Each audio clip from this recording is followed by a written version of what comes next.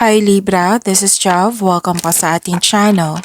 Gamitin ang reading na ito bilang gabay lamang. Kung naka-resonate kayo, comment down. Kung hindi kayo naka-resonate, ibigay niyo po sa iba kasi general reading po ito. This is for you, Libra.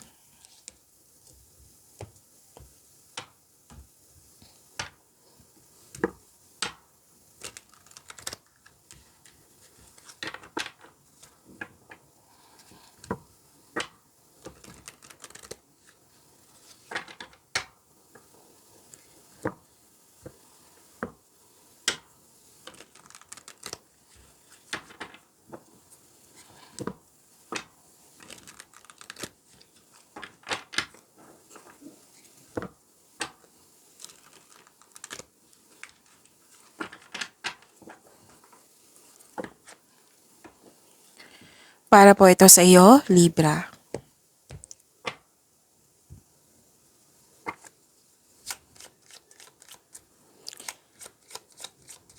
Maraming salamat po sa inyong patuloy na suporta at maraming salamat din po sa mga hindi nag-skip ng ads. Sa mga hindi pa nag-subscribe, subscribe na po kayo at click bell notification para malaman nyo na may bago tayong video. Para sa mga gusto magpa-reading, comment po kayo ng personal reading. Again, comment kayo ng personal reading and check my reply sa comment section. Mga ganap pa po, para kay Libra, I need 2 cards po.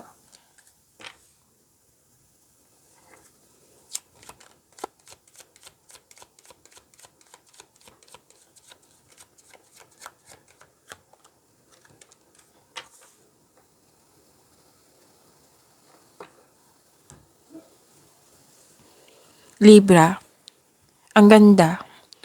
Nakita ko dito na nagkaroon po ng recognition, nakilala ka. Pwedeng may nagbigay sa'yo ng compliment, nagbigay ng awards, this is fame, na-recognize ka. This is abundance and love is blooming, claim nyo po, Libra. Naka-receive kayo ng tulong or regalo. Or pwede din kayo, mahilig kasi kayo magbigay ng tulong. Pwede kayo nagbigay ng tulong, nagbigay ng regalo. May proposal ako nakikita dito. Oo. Pwede din lumabas to kahapon sa inyo ha. Kung hindi ako nagkakamali. May signing of contract. Or di kaya pagkakasundo ng isang tao. Nagkasundo kayo, nagkaroon ng deal, agreement, promises, ano pa. Nagkasundo. Basta may pagkakasundo dito. Pwede din sa buhay pag-ibig to na may bagong pasok sa relasyon, na may proposal, engagement, ikakasal, kasal. Or di kaya may nag-uusap regarding sa marriage contract. May nakita ko ditong reunion. Pasensya na po ha kung nabubulol ako. Reunion po.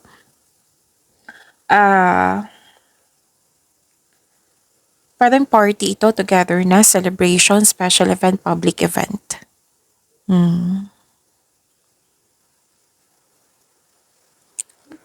Okay, so this is togetherness. Pwedeng meeting.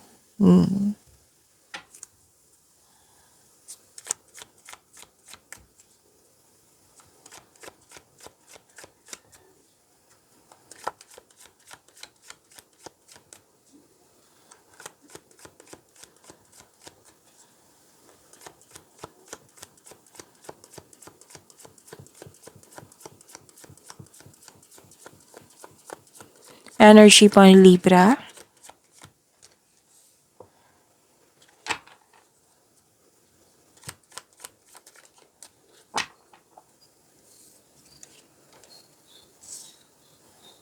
Kung may narinig kayo or may nakita kayong repeating message, meaning to say, pinupush ng cards niyan. Like for example, nanood kayo ng June 10 at June 11 na video reading nyo. Tapos may napansin kayo na repeating message. Yan po yung pinupush ng cards nyo na kailangan nyo bigyan ng atensyon, solusyon at aksyon kung maaari po. So na yung energy ni Libra.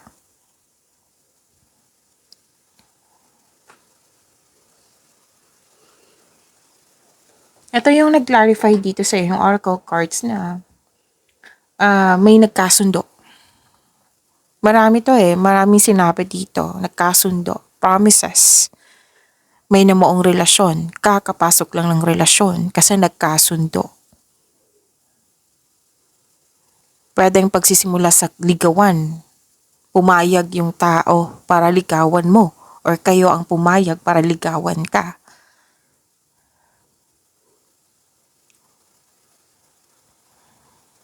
Pwede din yung dalawang tao, pwedeng magkasintahan to, mag-asawa, na nagtutulungan, na very supportive sa mga ginagawa or plano sa buhay.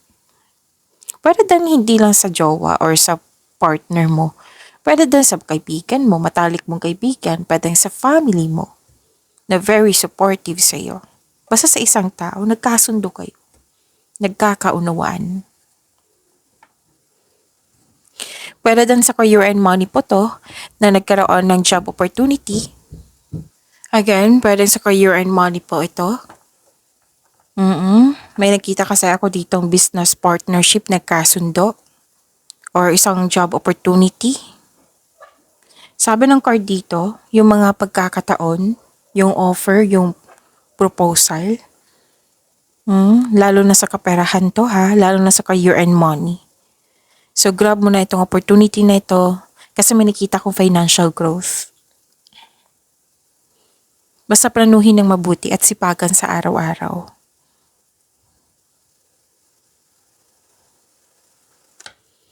So yon, partnership, pagkakasundo, magkakaroon siya ng balanse.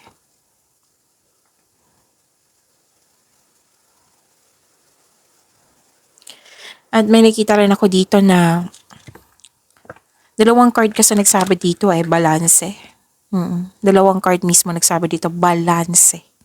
Nagkasundo, balanse sa emotion, balanse yung mga ginagawa, pwede din sa kaperahan, balanse.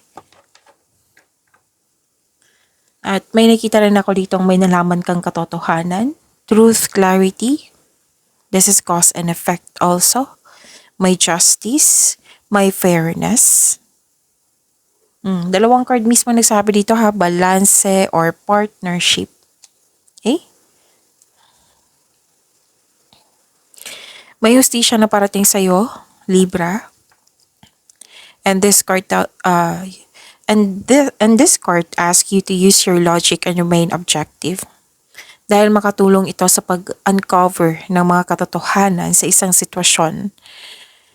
So kung may concern kayo sa legal matters or legal issues, may positive outcome po.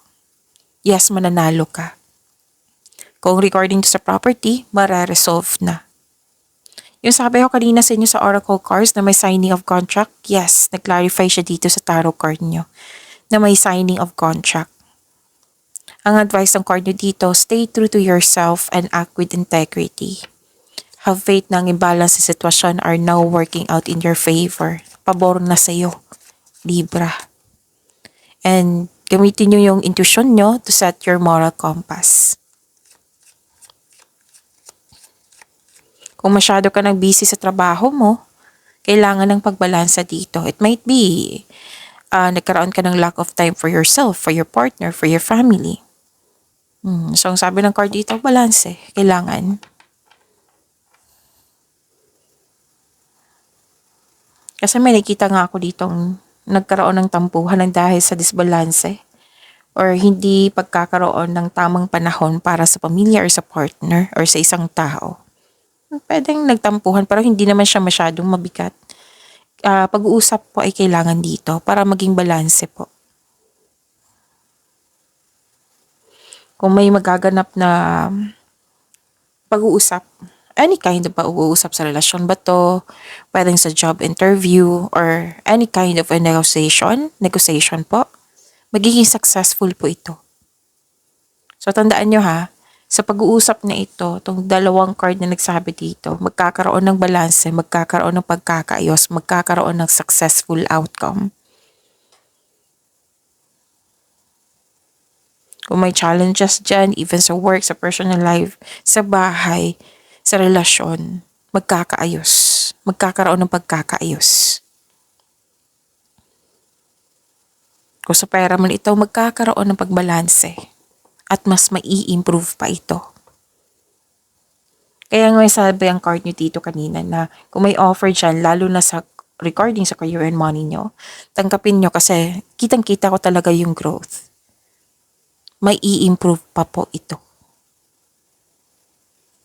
Diba? Ang ganda. Libra, claim nyo pa ha.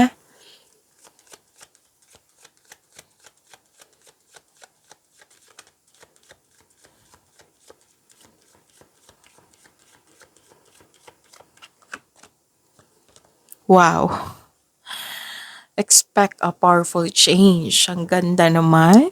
Ang ganda ng cards nyo ngayon. Ang ganda ng cards nyo ngayon, Libra. So, claim nyo po. Expect powerful change.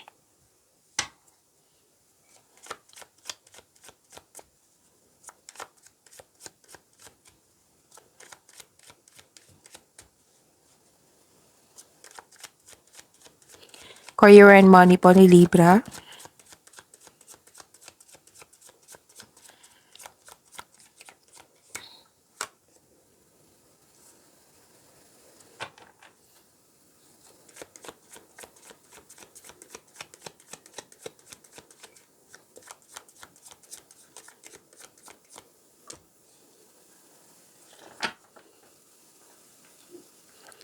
Ito yung sabi ko kanina sa inyong oracle cards na nag-clarify dito sa tarot cards na may magaganap na togetherness meeting party ba ito? Celebration na nag-clarify po siya.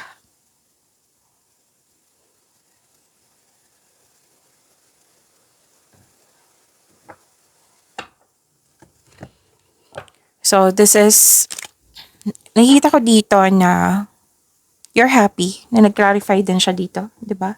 Happiness nakikita ko. May celebration. Pwedeng anniversary. Pwedeng any kind of achievement na magbibigay kayo ng party together na celebration. Pwedeng pagtatapos ng proyekto. Pwedeng pagtatapos ng kontrata.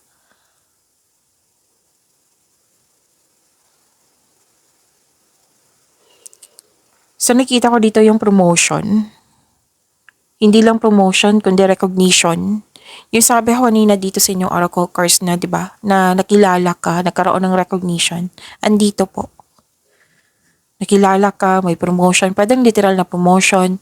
Pwedeng pag-angat na kita, ramdam na ramdam mo yung pagbabago, pagtaas ng kita or sweldo, yung pagbabago sa inyong career and money. Pagtaas. Pag-level up. So, pwedeng pagtaas ng kita, sweldo, allowance pa to, or promotion sa posisyon sa trabaho. Maaring makatanggap ka din ng mana. Promotion, recognition. At nang dahil sa achievement na ito, Libra, nagkaroon kayo ng plano dito or ginawa nyo na magkaroon ng bakasyon. Posibleng out of town. Posibleng ding staycation sa bahay.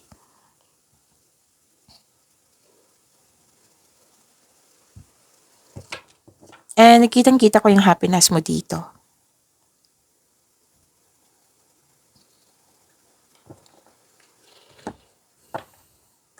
Mas lumawak yung vision mo sa buhay. Malakas yung intuition mo. You want more. Di ba may na-achieve kayo? May pagtatapos, achievement, may na-achieve, okay? Yung promotion, pag-level up, achievement din yan. May nakita ako dito na you want more kasi alam mo na kaya mo pa na mag-level up. So, nakaramdam ka ng dissatisfaction. You want more.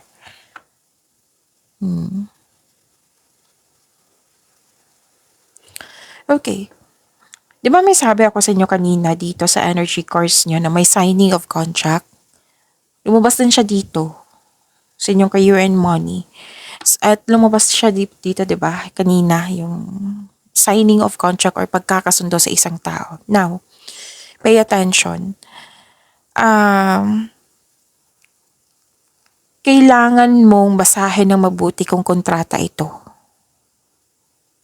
Kasi may nakikita kong hidden charges. Like for example, yung pinost na advertisement, kaya ka nag-apply kasi na-attract ka sa pinopost na advertisement, kung ano yung mga qualification, kung ano yung makuhang benefits. Example lang po ito ha. Tapos sa kontrata na, may hidden charges or mga deal na naging too good to be true. Kung hindi nyo alam, so kung ano yung nakasulat doon, itanong nyo, tanungin nyo po. Karapatan nyo yan. Basta ang sabi ng card dito, be wiser at mag-ingat. Basta magtanong kayo. Magbasa muna. Pwede din hindi siya signing of contract or di kaya yung mga sinasabi ng taong ito. O, alamin mo kung totoo ba yan or hindi. Like for example, ganito na service, so ang bayad is 1,000 pesos. So verbally lang siya na pagkakasundo, walang kontrata. Example lang po ito ha. Tapos kung nung bayaran na, natapos ng serbisyo, 500 lang yung binayad. Nang usapan is 1,000. Example lang po iyan. So better na maging wiser. Ang sabi kasi ng card dito, na maging wiser kayo. Kasi may deception panlilin lang. Whether sinasabi to ng tao or sa signing of contract. Pwede din sa mga sinasabi na chismis dyan. O alamin nyo muna kung totoo ba yan or hindi. Kasi kung naniwala kayo tapos at the end of the day hindi pala totoo, di ba? Sayang yung energy.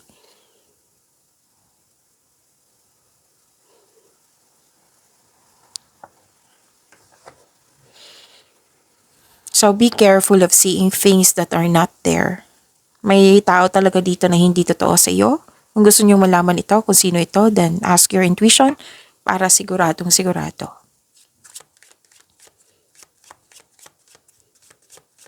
Malalaman mo to kung sino to kasi mataas ang inyong intuition. Ooh. Ito yung sabi ko kanina sa inyong oracle cards, di ba? Nakatanggap kayo ng tulong, regalo. Ito na, gift. Ganda, di ba? So you will discover new talents that will lead to new opportunities. Use opportunities that arise. So may ibibigay sa iyo na pagkakataon. Pwedeng yung hidden talents mo na magagamit mo pandagdag income. Pwede din na that is a gift from the universe. Yung talents mo, that is a gift. Pwede din mga ideas na magagamit mo for new opportunities, na mag-create ito ng new opportunities. So gamitin mo ito para magamit mo itong opportunities na ito. Okay? So this is the gift from the universe. So claim niyo po.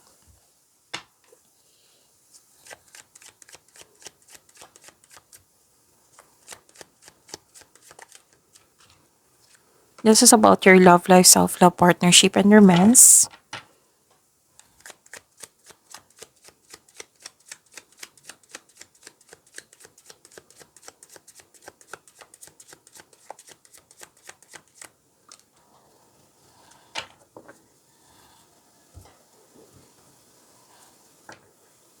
Be confident. Yes, yan yung unang nakita ko dito. Ma-overcome mo din yung mga struggles, obstacles, challenges. Ma-overcome mo yan. Be confident. Palakasin nyo yung loob nyo. Oo. So, if you're single, magkaroon ng confidence. Labas din kayo sa comfort zone nyo. Upang sa gayo, you have a chance to meet new people. Sa mga relasyon po. Pag-uusap ay kailangan dito. Kasi may concern dito sa hindi nagbigay ng halaga or hindi nagbigay ng oras. It might be this is you na hindi nagbigay ng oras kasi busy nga kayo dito. Or it might be this person na nagreklamo na wala kang sapat na time na binigay sa kanya. Okay? So, para magkasundo kayo, mag-usap kayo. Mag-usap kayo para gawa kayo ng adjustment para magkasundo kayo. Okay?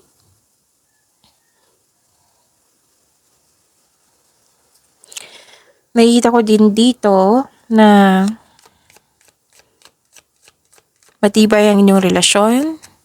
Maaari din nag-date kayo, oo, kasi may tampuhan 'di ba? Tapos nag-usap kayo. So maaaring mag-date kayo or kayo ang nag-aya or siya yung nag-aya. Oh, maaaring nag-date kayo ngayon after ng masalimuot na di pagkakaunawaan ng kahapon. Again, pwedeng sa may relasyon to, pwedeng sa single na sa matalik mong kaibigan. So, sa mga single dito, handa na kayong pumasok sa buhay ng pag-ibig. So, this is another card na balance. Puro balance nakikita ko dito, Libra. Kaya nga sabi ko sa inyo kanina na ang ganda ng cards nyo.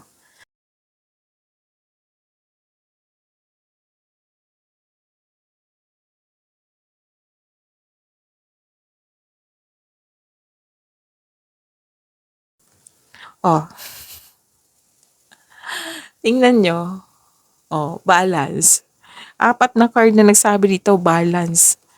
Wow. There needs to be a healthy balance of physical, emotional, and spiritual intimacy for a relationship to be sustainable. See? Kailangan ng pagbalansa dito. It might be kayo ang may reklamo na wala na siyang time for you or ikaw. Basta pwedeng siya or pwedeng kayo. Pwede din sa matalik mong kaibigan, pwedeng sa family mo. So, kailangan ng oras dito para sa sarili, sa partner, sa pamilya. Okay? Pagyamanin niyo po yung blessings sa binigay sa inyo. Libra, see you tomorrow. Maraming salamat po.